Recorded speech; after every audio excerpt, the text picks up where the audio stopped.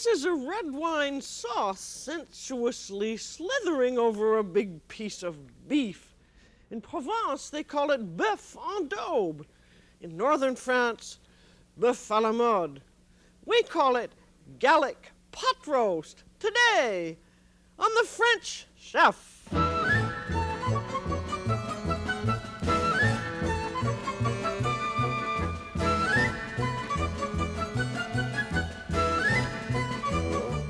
The French Chef is made possible by a grant from the Polaroid Corporation. Welcome to the French Chef. I'm Julia Child. This is a top round of beef, a big, nice braising piece, which is exchanging flavors with red wine and garlic and herbs and a little bit of tomato. It's braising, or as you might say, it's pot roasting. And braising means that you take a big piece of meat of this type and you brown it, and then you put a lovely aromatic liquid into it, coming up about 2/3 of the way, and then you cover it and you just let it boil and bubble. I mean, it should just bubble very slowly until it is tender and ready to eat. And as it braises, it's making its own delicious sauce. And for this kind of cooking, braising, you need, luckily, the kind of meat that is not very tender, because the tender meat like steaks and chops are the most expensive, and braising meat is just about half as expensive. And so I think this is just as good a place as any to have a little talk about body culture. And I have here our friendly beef chart, which you've seen before, and he's charging toward me. This is where his head was, and there is his neck. There's a great big shoulder blade, and here are the ribs, and there's the small of the back, the loin, and there's the great big hip bone, and there's that little corner piece, which is the rump, and here is the round, or the leg, the back leg, and this is action country, and this is where the braising meat is. You have down here you have also the shank, and there's even more action in that, and that is stewing and grinding meat. But the round or the leg is some of the very best braising meat. The rump is roasting meat, the sirloin is steak, and the loin, of course, that's where your porterhouse steak comes from. And remember, it's a very good idea to relate the beef, or say the chicken, to you, because there's your loin right there, the small of your back, from your hip to your ribs. And up here is the shoulder, which is called chuck. And again, you get braising meat in here as well. It's a very mixed up and complicated area. But the difference that you have between braising meat and roasting meat is that the braising meat needs cooking and moisture to make it tender, while steak meat is tender to begin with and just needs warming through. And in France, they categorize these meat. It's the first category is roasting and steak, and the second is braising, and the third is stewing, which would be shank meat. But I think you'll find it very useful every time you go to the supermarket to just peer at pieces of meat and try and familiarize yourself with them. It's not easy to do. Now this is a piece of chuck, and that was the part that comes up from the shoulder. And this is the cheapest of the braising meat. And as you can see, it is lean and fat. And it doesn't slice up as neat as some of the other cuts, but it eats very good, and it's a very economical piece of meat. And then we get down into the leg, or the round section, and we have a popular piece known as the eye of the round. And this can fool a lot of people who think it's such a pretty, that's just a lovely looking, elegant piece of meat. They think that it's going to be just as good tasting as it looks. And because of its looks, it's usually the most expensive. But actually, for braising, it's a little bit stringy. So I don't think it's nearly as good as it thinks it is, or as the price says. I think the two best pieces are the bottom round and the top round. And the bottom round is is from the outside of the leg and the top round is from the inside of the leg. The bottom round is rather triangular, which is how you can tell it usually. But we're going to use top round just because I happen to have two pieces, and we're going to lard it. And larding means that you take pieces of fat and insert them into the meat. You can't really, I've got some here that are inserted. And you have to have some lard, which is fat back. That's pork fat back that comes from the back of the pig. And we've used this before in pâtés, and we used it in the sausages. And you usually have to order this. If enough people were interested in fat pack, we could probably get it. But anyway, more easily. But when you get it, cut it up into little strips that will fit a larding needle. And this is the larding needle with a pointed end and a trough. And you just put the lard in the needle. And be sure that you cut it so that it will fit very snugly in, and then just press it in. And this is a little bit long, so I'm going to cut a little piece off. And then, I already have, I think I've got two pieces in this. There's so much there. Now, we take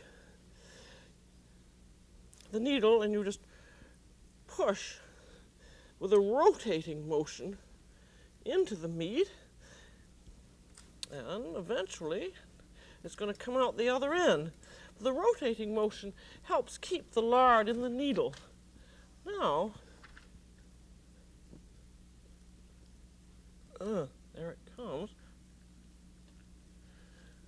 There's some meat, and we should, there is the piece of lard. And you scoop it out. I'm going to move this a little bit back because I'm gotten far forward. It's over here. Now you scoop it out, and then you begin pulling it out with a slightly rotating motion until you begin seeing it again. There's the other end of it. Then hold your thumb in the trough and just pull the needle out. And we'll do another one. I'll do it in a different kind of a larding needle. This is a German one in two pieces. I think this is good because it's better for long pieces of meat, and it has its trough that goes in there, and you just stick that in. Remember that rotating motion. Let's see how where this appears now. The reason that you do lard, that you used to lard it in the old days, because the meat wasn't very good, and it was quite tough and hadn't any marbling. Those are those little streaks of fat.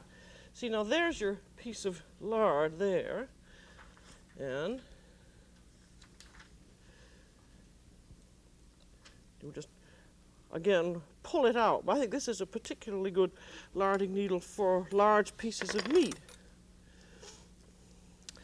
Now, in the old days, the lard basted the interior of the meat. Now, with very good meat that has marbling like this, as you can see those little white streaks, that's called marbling. You really don't need the lard, but it is attractive because when you slice the meat, then you should see little white pieces that appear in each slice. And now, whether or not you lard the meat, you should tie it. So you need some soft white string, quite a bit of it. I always believe more is better than less. So I take a big piece and make one tie around the circumference. This piece is about 8 pounds and will serve around 12 people, I should think. And it has a piece of fat on top, which I'm just leaving because that acts as an automatic baster. There's a string around the length, and then just wind it around. And if you don't have any fat for the top of it, it's be a good idea to get some, very often at your butcher shop, you can get some pieces of beef fat. No, I didn't have quite enough string. And you can pound them all into a piece and then tie them around the beef or get some more of this, some fat back. But the tying is very important because it keeps the meat together as it cooks. And now this is going to have a marinade. The marinade is optional. And whether or not you marinate it, you use the same ingredients. So write them down as I give them to you. The marinade is part of the traditional recipe for boeuf à la mode. And it acts as a tenderizer for the meat, and it also gives it a very nice flavor, and it's fun to do. And so have a nice big bowl, and then one whole bottle of red wine. And this should be a good, healthy, young red wine, like a Macon or a Burgundy type or a Mountain Red. And then about 1/4 cup of good olive oil or salad oil, because the oil carries the flavor of the rest of the ingredients that are going to go in.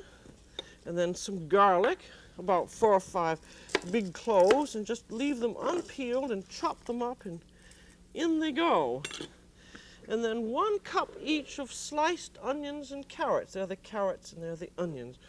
In they go. And then we want a tablespoon of salt. And I think this coarse kosher salt is nice to have, and it seems to have a little more flavor. Then we want 2 bay leaves, imported bay, because it has the best flavor, and 4 whole cloves, or 5, there are even 6 there, and 6 peppercorns. I don't know why. I've got 8 peppercorns. At least it says 6 to 8. And these, you can put in very much what you want. This is fennel seed, and that gives a nice Provençal little subtlety to it. And then some thyme, T-H-Y-M-E, about 1/2 teaspoon of thyme. And a little orange peel. If you have some dried orange peel, put that in, or otherwise you can get bottled orange peel. That's about 1/2 teaspoon of that. None of these proportions and ingredients are sacred. But what is necessary is that you've got to marinate it really, I think, for 2 days. If you can't marinate it for 2 days, just don't bother. Because it takes quite a while for the marinade to penetrate. And even though it's fun to put something in the marinade, it's just really a waste of time unless you give it the time it needs. And then put it in the refrigerator and baste it and turn it and keep it covered. And actually you can leave it in the marinade for 4, 5, or 6 days because the wine acts as a preservative. Then, when you're ready to cook it, you drain it out of the marinade, because you have to brown the meat. I'll just lift her up and drain it. And then you want to dry it off, because you can't brown something if it isn't dry.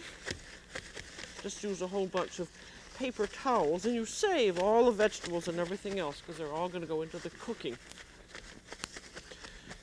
Dry it off more thoroughly than I have. I'm just giving you a token. And then there's your marinade and all the vegetables, and pour that through a strainer. And shake all the marinade liquid out of the vegetables, and the vegetables are going to be browned. Now the procedure for the braise from now on is that you're going to brown the vegetables, and you're going to brown the meat, and then you're going to cook the meat in the marinade. And the preliminaries are quite important. You've got to brown everything properly, and this is sort of picky, sticky work. But the main event, which is the cooking, is very easy to do. But just be sure that you do the first part well. Now here's your casserole that this is going to go into. And you'll notice there's some little brown bits here, and these are those little lardons, fat and lean pork bits, the same things that we use for the boeuf bourguignon and coq au vin. And they just give an added flavor. And then the vegetables go in. And then these, it's going to take about, 6 to 8 minutes to brown the vegetables properly. And while the vegetables are browning, you can brown the meat. And there are numerous ways in which you can brown the meat. And you can do it any way you like. But you can do it with the vegetables or in the casserole before or after the vegetables are done. But I think quite an easy way for a big piece of meat like this is to brown it under the broiler. And in that case, you put some oil all over the meat, and it's thoroughly dry. And then you just put it under the broiler, turning it and basting it with oil. And be sure when you are doing it in the broiler, there's your broiler pan, be sure that you have this cover on, because if you don't have the cover on, the whole thing can catch fire. I've done that once or twice, forgetting that it was necessary. And then the whole oven is caught fire. So you just do that once and you'll always remember it. I want you to see how the meat looks now after it's been browned. See, it's quite close to the heat. And then you just keep turning it, and that'll take about 10 or 15 minutes. And I think this is a very easy way of doing it. You can turn it just by lifting a fork and the strings. Woo! Now, you just keep on browning the vegetables. And you know, I think one of the reasons braising meat is so good is that the meat makes its own, it makes its own gravy as it's cooking, because you have this delicious liquid. And the liquid penetrates the meat, and then the meat penetrates the liquid, and you have your sauce ready made. And to make it even easier, you make the sauce thicken while it cooks with a little bit of flour.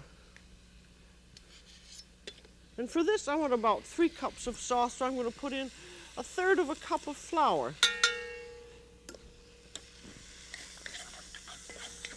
And you stir that around. If you don't, then you should have enough fat or oil so that the flour mixes nicely with the vegetables. If you'd used your little lardons, they would have rendered some fat too, and they give a nice flavor. And now you have, what you're making here is really a brown roux, R-O-U-X, with the vegetables.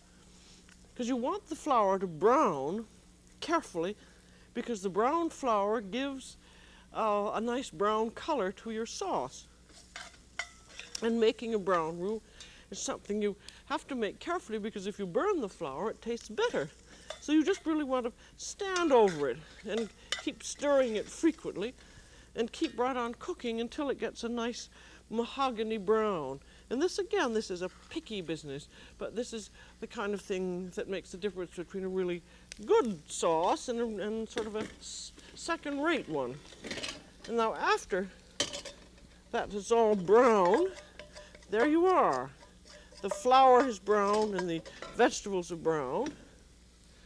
I don't think I actually have as many in there as I should. I've got some more down here. I just wanted you to see what they were like. I'll just put a few more in here so it looks more realistic. I didn't want to stand over there for 10 minutes browning it. Now here's the marinade. And you put that in gradually so that it will mix up with the flour and the vegetables.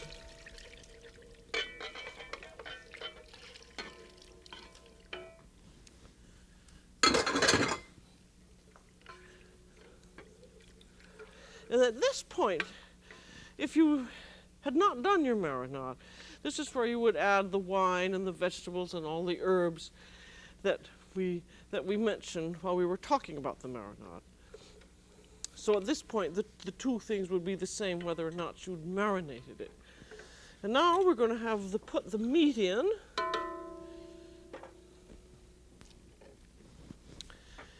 And we have we want some tomatoes in. If it's in tomato season, just use great big whole washed tomatoes. You don't even need to peel them or anything.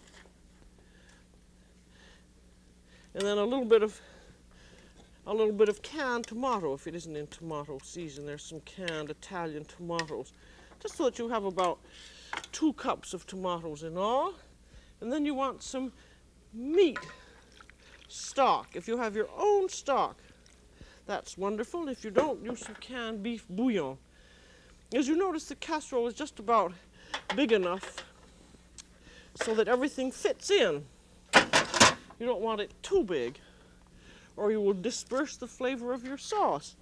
And now if you haven't got a beautiful homemade sauce with your own bones and everything, at this point, add some bones.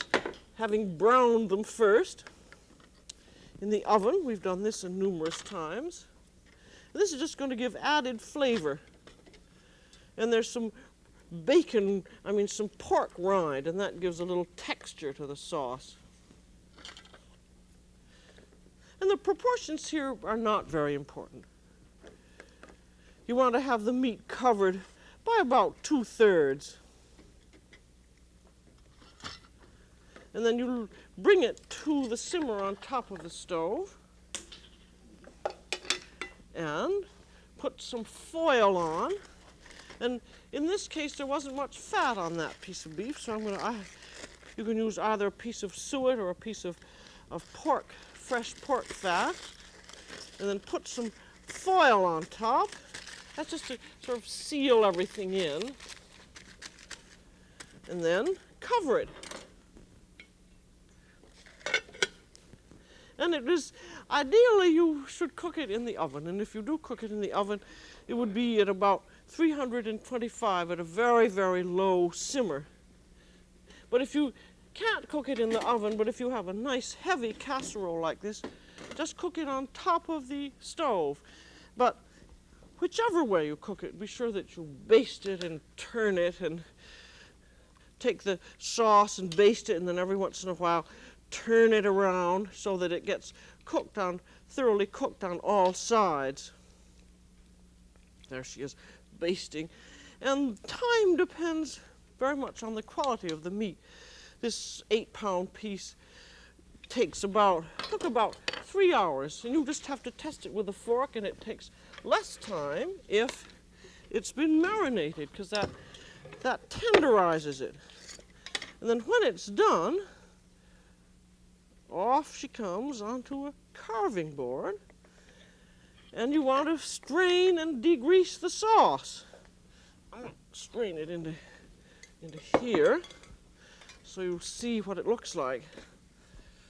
Move over here. These are all sort of rather large pieces. I'm straining it into a glass bowl so you can see everything, because you're going to have quite a bit of fat and so forth. But press all the juice out of the ingredients. There are bones and all kinds of things. And then you just have to degrease. And degrease it thoroughly, and then boil it down. And there you are with your ready sauce. And you've seasoned it very, very carefully, and you taste it. You want to have about 2.5 to 3 cups of sauce. And you are now ready to serve.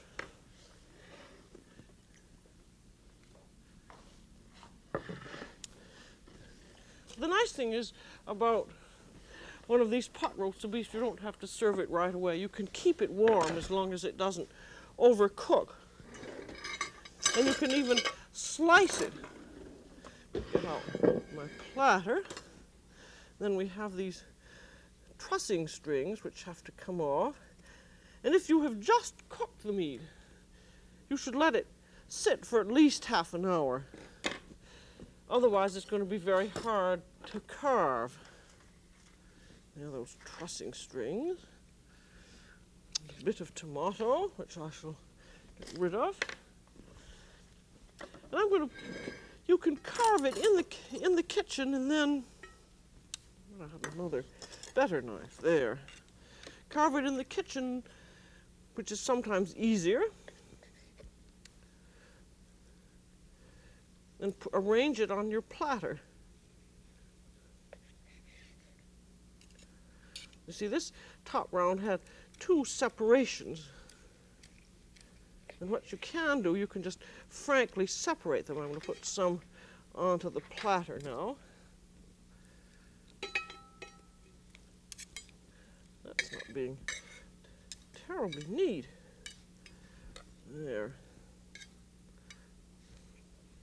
Well, I guess I won't. They seems to work all right. But you can see some little white things there, which are the pieces of lard in the meat. I remember when I first saw that, I thought it was white worms, I'm sorry to say. I never had heard of I've never heard of that. Put a little sauce over the meat before you bring it to the table, because that makes it look nice and juicy. And then, if you like, a little bit of parsley, and you're ready to serve.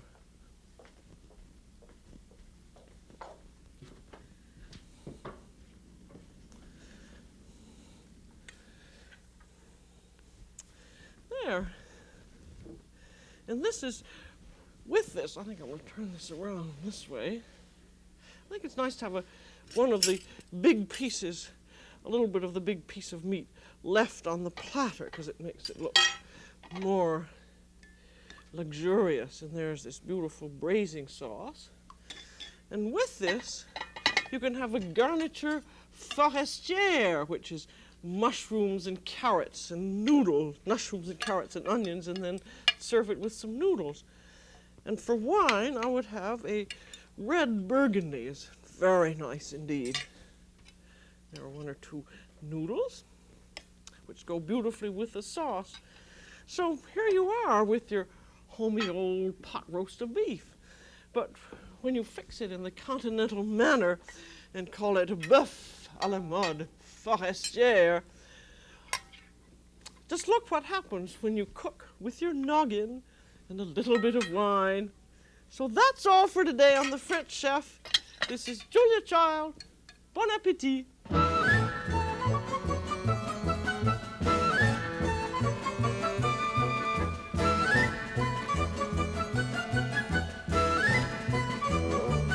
The French Chef has been made possible by a grant from the Polaroid Corporation.